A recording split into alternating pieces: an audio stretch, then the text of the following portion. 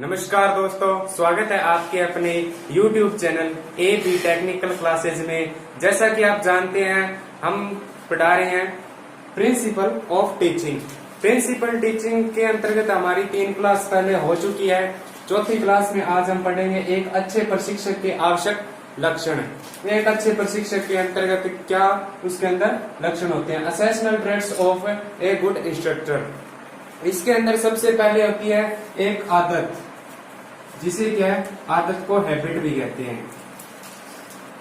आदत क्या होती है कि मनुष्य के अंदर जो स्वैच्छिक क्रिया जो कि रोजाना होती है वो क्या है, आदत कहलाती है। आदत को हम इस प्रकार देख सकते हैं कि आदतें हैं जो आत्म के साथ साथ आत्म प्रेरण के माध्यम से विकसित होती जाती है। जो रोजाना का हम कार्य करते हैं वो क्या आदत में बदलता जाता है। और उसके बाद आदत के बाद दूसरा जो आवश्यक लक्षण है वो है व्यक्तित्व। व्यक्तित्व को हम पर्सनैलिटी भी कह सकते हैं। अब व्यक्तित्व और पर्सनैलिटी क्या होती है। पर्सनैलिटी जो वर्ड है वो क्या है, लैटिन भाषा के परसोना से बना है। जो लैटिन भाषा है, लैटिन भाषा के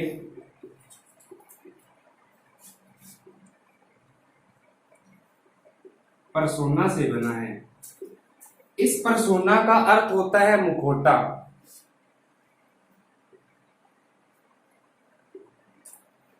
मुखौटा हम जैसे आप जानते होंगे, जब हनुमान जयंती होती है, हनुमान जयंती पर क्या होते हैं, जो कलाकार होते हैं वो क्या अपने मुख पर मुखौटा पहनते हैं। वो क्या होता है, मुखौटा होता है, या जिसे नकली चेहरा कहते हैं। वो क्या है, ये प्रसोना का, ये प्रसोना शब्द लैटिन भाषा से दिया गया, जिसका अर्थ क्या है, मुखौटा। यह मुखौटा उसी प्रकार का होता है। और ये क्या है, उसके बाद इसको पर्सनैलिटी या व्यक्तित्व नाम दिया गया।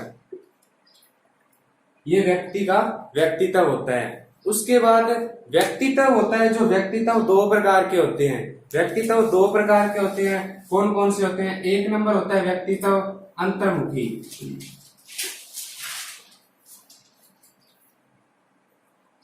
दूसरा होता है बहिर्मुखी।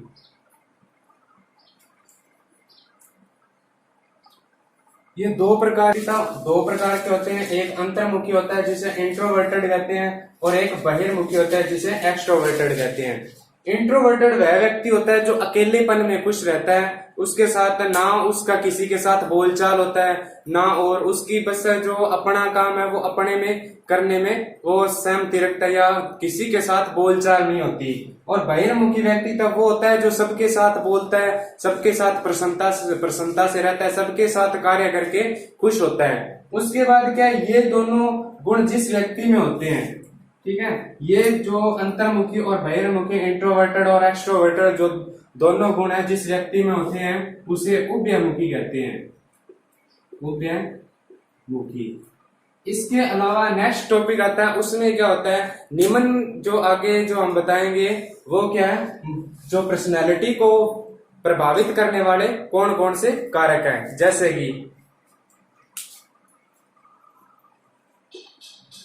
आगे हम पढ़ेंगे factor affecting of personality development, यानी कि जो पर्सनैलिटी होती है या व्यक्तित्व होता है उसको प्रभावित करने वाले कारक कौन कौन से हैं। सबसे पहले जो पर्सनैलिटी को प्रभावित करने वाले कारक है उसमें है शारीरिक कारक। शारीरिक कारक के अंतर्गत क्या होता है, रूप होती है, आवाज होती है, और भाषण और स्वर। व्यक्ति के अंतर्गत व्यक्तिगत जो पर्सनैलिटी होती है उसको प्रभावित करने के अंदर शारीरिक जो कारक आते हैं उसमें आवाज का बहुत महत्वपूर्ण योगदान होता है। आवाज क्या होती है, बहुत ही सरल आवाज होनी चाहिए जो सामने वाले को समझ आनी चाहिए। उसके बाद भाषण, व्यक्ति का बोलना अच्छा होना चाहिए और उसके स्वर आसानी से समझ आने चाहिए। उसके बाद क्या, मानसिक है, मानसिक कारक किस प्रकार प्रभावित करते हैं मेंटली, जैसे उसकी बुद्धि। व्यक्तिगत जो सामने वाला वो क्या देखता है, इसको कितना ज्ञान है, कितना नॉलेज है, इसको इसकी बुद्धि परखने के लिए या इसका व्यक्तिगत इसके अंदर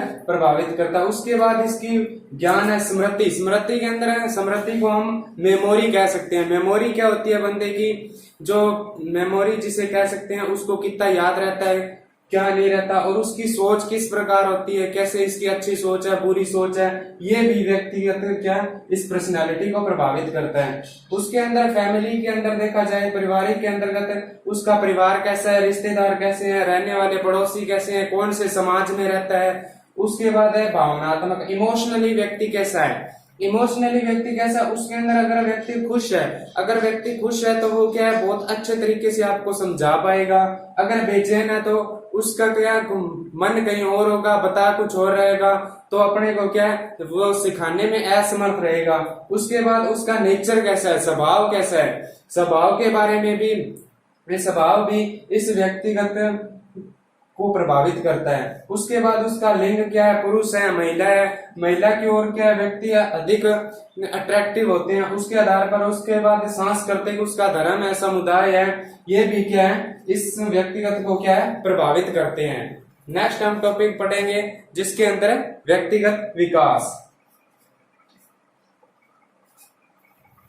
हमने अभी पढ़ा था बंदी की जो व्यक्ति होता है उसकी शारीरिक, मानसिक और पारिवारिक रूप से किस प्रकार उसका विकास होता है, किस प्रकार उसका डेवलपमेंट होता है। उसके बाद नेक्स्ट टॉपिक है प्रशिक्षक की गुणवत्ता, क्वालिटी ऑफ एन इंस्ट्रक्चर।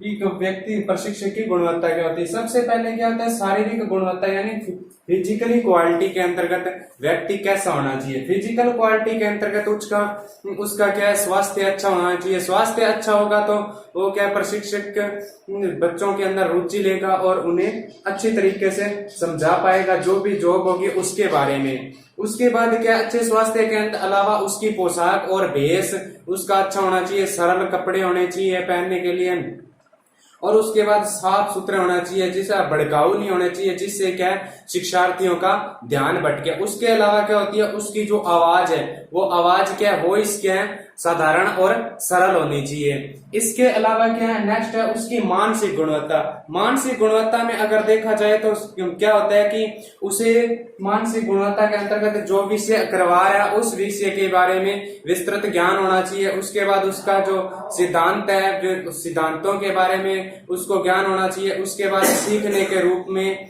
उसके पास क्या है सीखने की विषय का ज्ञान होना चाहिए। उसके बाद क्या नैतिक गुणवत्ता। नैतिक गुणवत्ता मतलब मोरल क्वालिटीज। मोरल क्वालिटीज कैसी होनी चाहिए, मोरल क्वालिटीज में उसको क्या न्याय और निष्पक्ष के द्वारा सही होना चाहिए। उसे उस प्रशिक्षक को सिखाते के समय निष्पक्ष होना चाहिए। उसके अलावा आत्म नियंत्रण और इच्छा शक्ति होनी चाहिए। इच्छा शक्ति के अंतर्गत क्या है कि प्रशिक्षक के पास प्रशिक्षुओं को सामना करने की शक्ति होनी चाहिए। उसके बाद इस मोरल क्वालिटीज में क्या आता है उसकी सिंपैथी और प्रेफरेंस होनी चाहिए, जिसे क्या कहते हैं सहानुभूति और निरर्थकता। उसमें सहानुभूति, दया और उसमें अपार धैर्य होना चाहिए। उसके बाद आती है व्यक्तिगत गुणवत्ता। व्यक्तिगत गुणवत्ता के अंदर पर्सनल क्वालिटी के अंतर्गत जैसे नेतृत्व, लीडरशिप होनी चाहिए व्यक्ति की। लीडरशिप के अंतर्गत उसे अच्छा नेतृत्व करने के गुण होने चाहिए ताकि वो प्रशिक्षुओं को सही दिशा निर्देश दे सके। उसके बाद वर्ग और कक्षा के अंतर्गत नियंत्रण होना चाहिए। उसके अंदर कक्षा का नियंत्रण होना चाहिए, नियंत्रण कक्षा को नियंत्रित करके जिससे कि अनुशासन बनाए रखा जा सकता है। उसके अलावा कक्षा के अंदर उसका शिष्टाचार, कक्षा के शिष्टाचार में क्या है प्रशिक्षकों के प्रति प्रशिक्षक का व्यवहार बहुत ही विनम्र और सौम्य होना चाहिए, जिससे क्या है प्रशिक्षु अच्छे सीखने के अंदर सहयोग करेंगे।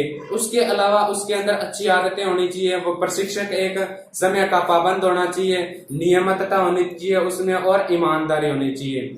ये सब टॉपिक आज हमने पढ़ा है जिस एक अच्छे प्रशिक्षक के आवश्यक लक्षण के दौरान। तो नेक्स्ट टॉपिक हम पढ़ेंगे अगले वीडियो में। आज के लिए धन्यवाद।